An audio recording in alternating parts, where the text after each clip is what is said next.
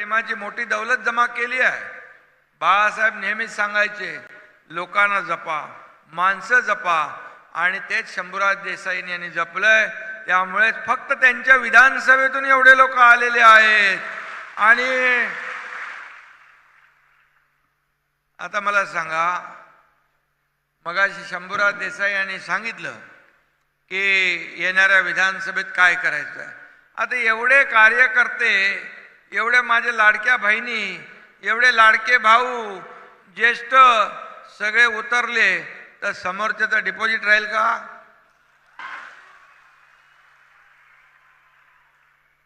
आणि त्यामुळे शंभूराज देसाई हुशार आहेत. आचारसंहिता लागायच्या अगोदर बरोबर त्याने हा मौका साधलेला आहे.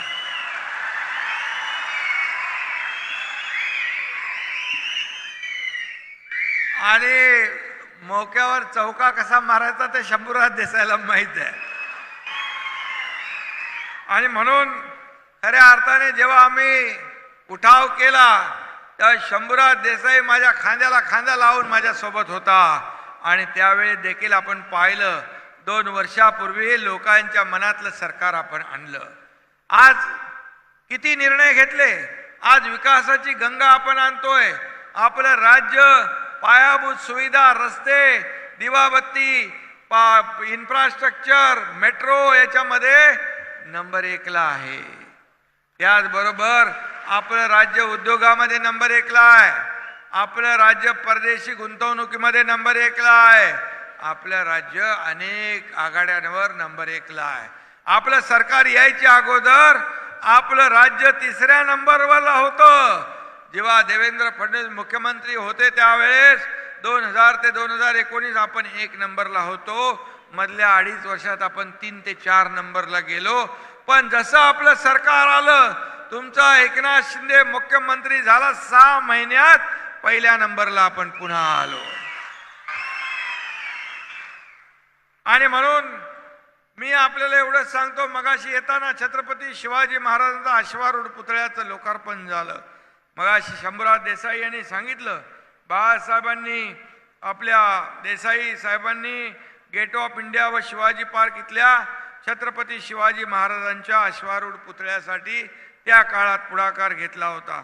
आणि म्हणून इथं येताना मला शंभूराज देसाई यांनी सांगितलं, तसाच पुतळा सेम अगदी शिवाजी महाराजांचा इथं या ठिकाणी उभारला. त्याबद्दल शंभूराज देसाई यांचं मनापासून मी अभिनंदन करतो, त्यांना शुभेच्छा देतो. आणि आपल्याला हेही सांगतो, मगाशी पत्रकार विचारत होते, मी त्यांना सांगितलं सिंधुदुर्गामध्ये देखील तसाच भव्य दिव्य, त्याहीपेक्षा भव्य दिव्य असा छत्रपती शिवाजी महाराजांचा पुतळा येणाऱ्या शिवजयंतीला आम्ही उभा करू आणि छत्रपती शिवाजी महाराजांना विनम्र अभिवादन करू. आणि म्हणून हे राज्य शिवछत्रपतींच्या आदर्शावर चालतंय. त्यांनी घालून दिलेले आदर्श आणि त्यांच्या शिकवणीमुळे आम्ही पुढे जातोय. आणि म्हणूनच या राज्यातला शेतकरी, कष्टकरी, कामगार, माता भगिनी, माझे लाडके भाऊ, या सगळ्या ज्येष्ठांचा आपण विचार करतोय.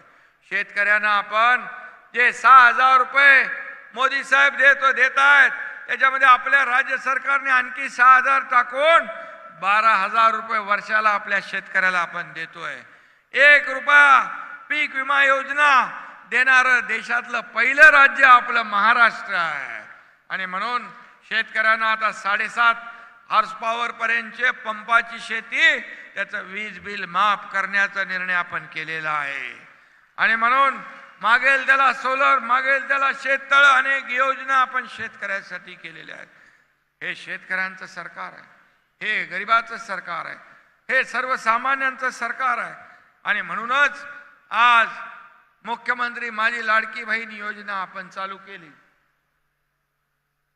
आणि ही सुरू झाल्यावर विरोधक म्हणू लागले, ही फसवी आहे, ही खोटी आहे, ही फक्त निवडणुकीपुरती आहे, खात्यात काय पैसे येणार नाहीत.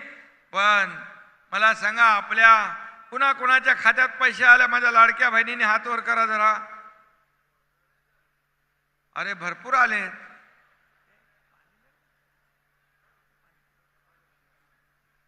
आणि मी आपलं मनापासून अभिनंदन करतो. खरं म्हणजे विरोधकांना वाटलं पैसे काय खात्यात येणार नाही, पण हा एकनाथ शिंदे आहे, हे महायुतीचं सरकार आहे, जे बोलतो ते करून दाखवतो आणि जे होणार तेच बोलतो, जे होणार नाही ते कधी बोलणार नाही.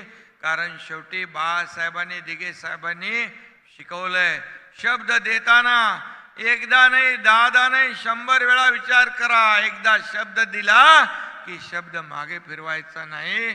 त्यामुळे आपल्याला मी एवढंच सांगतो की ही योजना सुरू झाली, पैसे येऊ लागले खात्यात, लगेच विरोधक म्हणायला लागले पटापट काढून घ्या, पटापट काढून घ्या, सरकारने तर काढून घेईल.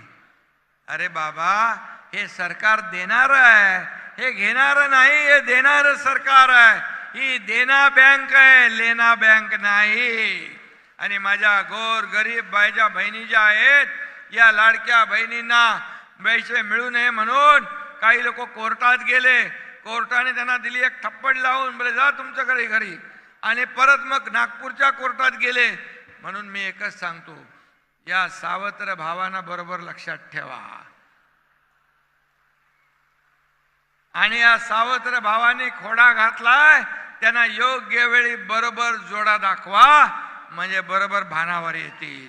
आणि म्हणून म्हणाले लाडक्या भावांचं काय, म्हणालो लाडक्या भावांचं कधीपासून यांना प्रेम आलं, कोणीच राहिला नाही, सगळे गेले. पण तरी सुद्धा आम्ही म्हणालो आमच्या लाडक्या भावांना पण आम्ही न्याय देणार. मुख्यमंत्री युवा कार्य प्रशिक्षण योजना आम्ही सुरू केली.